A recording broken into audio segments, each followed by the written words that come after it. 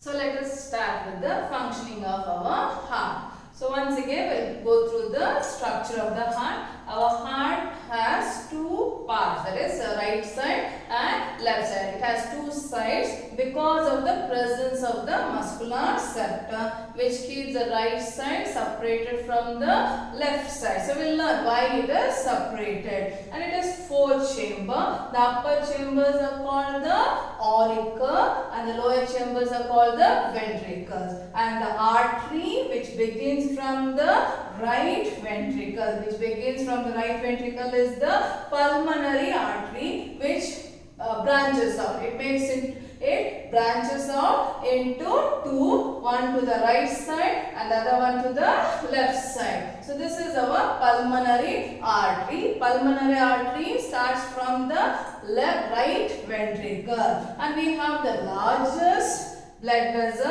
that is aorta, which begins from the left ventricle. So this is the aorta. Aorta is the largest blood vessel which starts from the left ventricle, and we have these two. These are the vena cavas. This is inferior vena cava. This is superior vena cava. So these are veins. These two are veins, and here we again have vein, that is pulmonary vein, and we have the valves. This is tricuspid valve and this is bicuspid valve. So this is the structure of heart, and now I think you have become familiar with the structure and the parts of the heart. Let us see how the heart functions. Okay, so now what's the function of our heart? To pump the blood. So we also learned that there are two types of blood. One, oxygenated blood, other one is deoxygenated blood.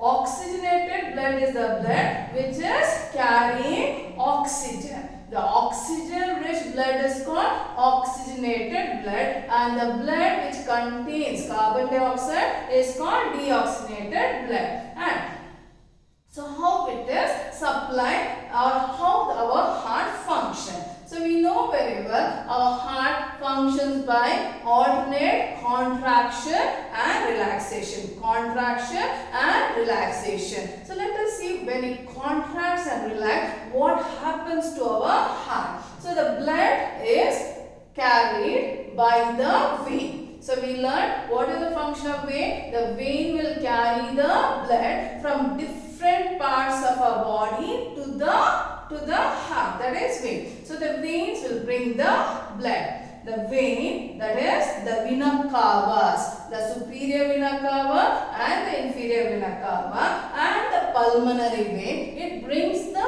blood from different parts. So let me make it clear for you. The vena cavas, the superior vena cava will bring the blood from the upper parts of our body, and whereas the inferior vena cava will bring the blood from the lower part of our body, and whereas the pulmonary vein brings the blood from the lungs. So let us see how it functions. When the veins brings the blood, when it brings the blood, the auricle will relax. The auricle will relax. When the auricle will relax, the blood will enter inside the auricles. When the auricles will relax, the blood brought by the veins will enter inside the auricles.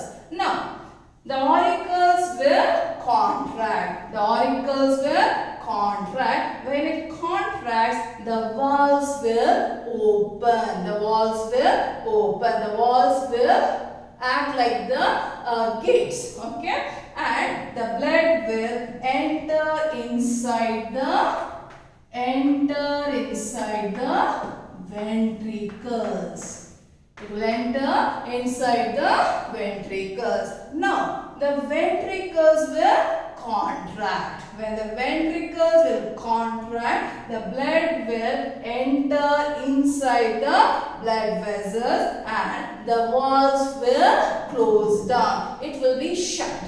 when ventricles will contract, the blood will enter inside the arteries, right? From the right ventricle, it will enter inside the pulmonary artery. From the left ventricle, it will enter into the aorta. So,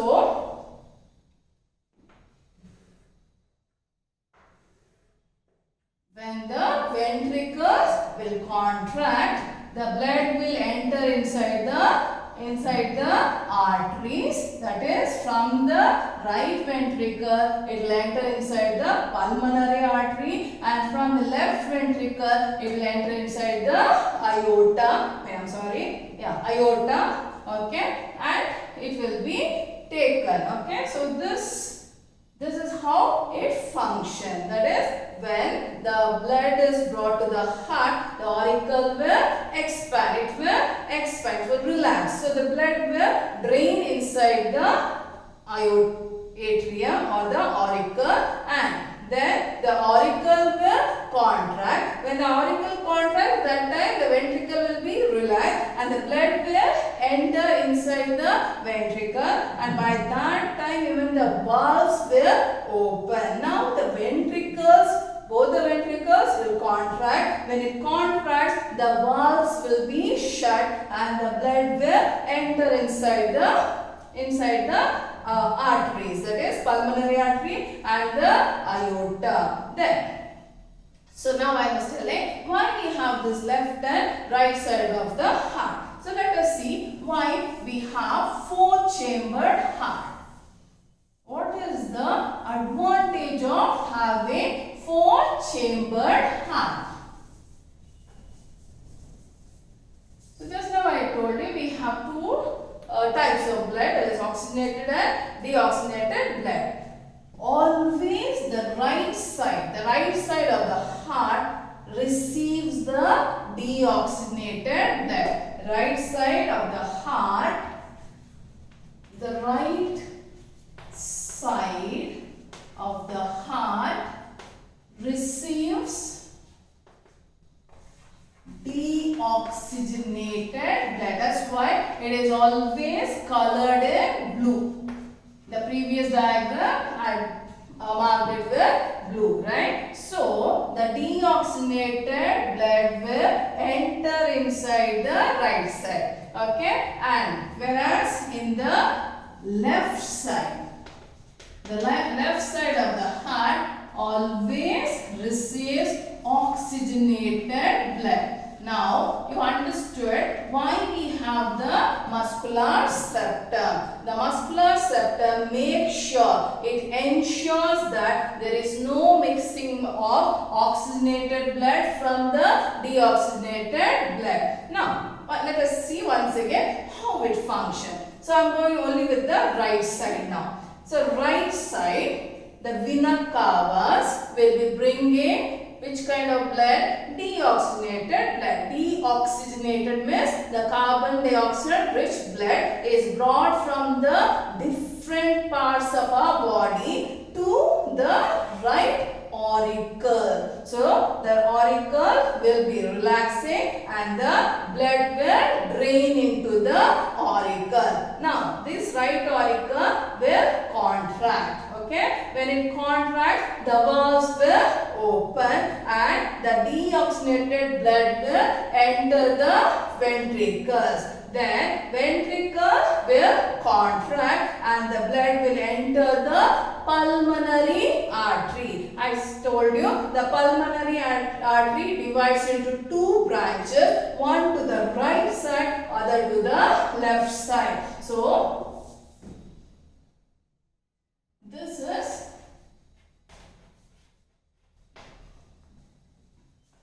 and left. Okay.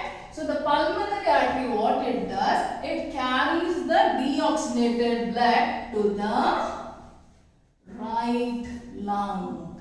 Okay. Whereas this branch of pulmonary artery will take the deoxygenated blood to the left lung. Why it is carried to the lungs? We know very well. Lungs, we have the air sacs called alveoli, which would absorb the oxygen So this will be taken there. The blood is taken to the lungs, both right and left lung. The blood is taken, and from there the carbon dioxide is given to the lungs or the alveoli, and in exchange it will take the oxygen and it becomes oxygenated blood. It gives off carbon dioxide and it takes oxygen. Now it has become oxygenated blood. Now the oxygenated blood is carried by the pulmonary vein. So now to the left side. So the pulmonary vein will bring the oxygenated blood from the lungs and it will drain into the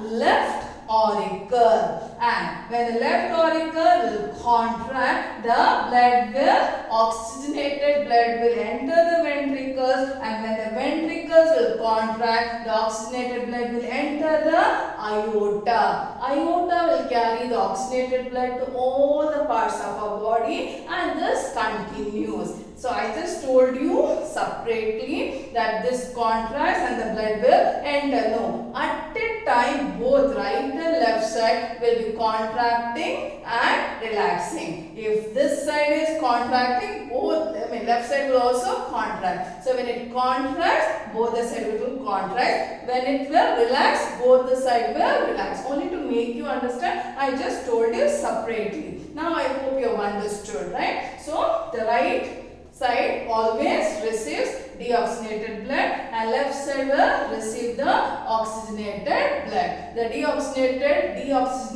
blood is carried by the vena cavas and the veins, and it will drain inside into the aorta, right auricle, then it will enter the right ventricle. When the right ventricle will contract, the blood will enter into the pulmonary artery. The pulmonary artery is divided into two branches, one to the right lung, one branch goes to the right lung, the other branch will go to the left lung, and this deoxygenated blood is carried to the lungs and it gives off carbon dioxide and it will become oxygen rich blood, that is oxygenated blood, and that blood will be carried by the pulmonary vein and it will bring to the left side and it will drain into the left auricle, and the auricle, when it contracts, it will enter into the left ventricle. When the left ventricle contracts, it will enter into the aorta, and the cycle goes on. To complete one circulation, blood flows through the heart twice. To complete one circulation, the blood will flow through the heart twice. Before going to that is called double circulation. So what is double circulation? To complete one circulation, the blood will flow through the heart twice. That is called double circulation. So I will be teaching now about double circulation. Before that, let me ask you, what is the function of valve? Okay. So valves will prevent the backward flow of blood. Okay. So now that's why I said, say when the blood is entering here, the valves will be closed, right? When it contracts, both the valves will open and the blood will enter. Now the ventricle, when it is pumping, when it is contracting, it has to close, otherwise the blood will enter again inside the auricle. That's why the valves will be acting as a gate and prevents the backward flow of blood. Okay, so let us go to double circulation.